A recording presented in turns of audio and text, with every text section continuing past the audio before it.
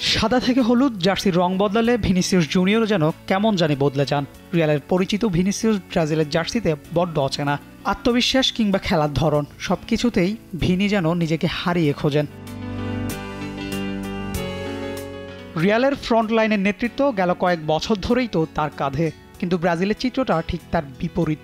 ম্যাচের পর ম্যাচ সমর্থক থেকে কোচিং স্টাফ সবাইকেই হতাশ করে চলছেন ভিনিসিয়াস। পরিসংখ্যান বলছে ব্রাজিলের জার্সিতে এখন পর্যন্ত ৩৫ ম্যাচ খেলেছেন ভিনিসিয়াস। মিনিটের হিসাব টানলে তা ২১৩৫ মিনিট। গোল করেছেন ৫টা, অ্যাসিস্টও সমান সংখ্যক। গড়ে প্রতি গোল কিংবা অ্যাসিস্ট করতে তার সময় লেগেছে ৪২৭ মিনিট, যা ভিনিসিয়াসের নামের সাথে বড্ড বেমানান।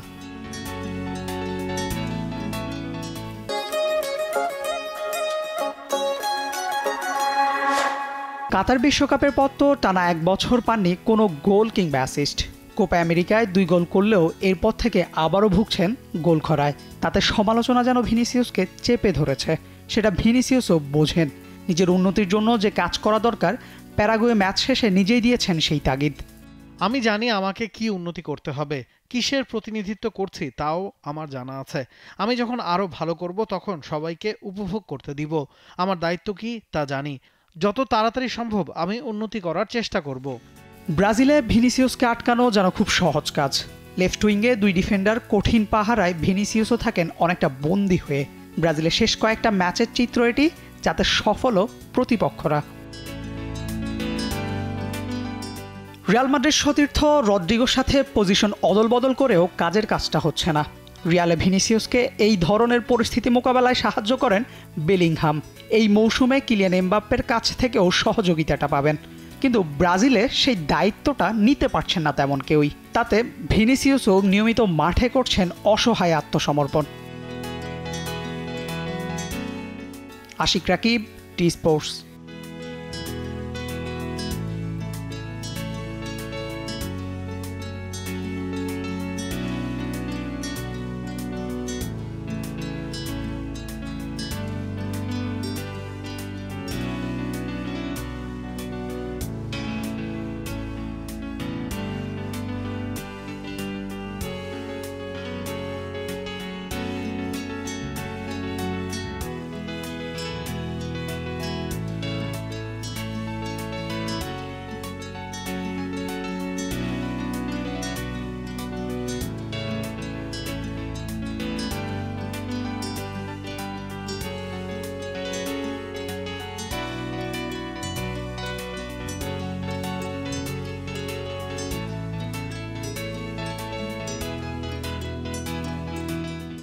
For more updates, subscribe to our YouTube channel and click on the bell icon.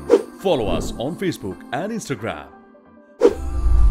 Download T Sports app to enjoy exciting games and highlights. Visit tsports.com.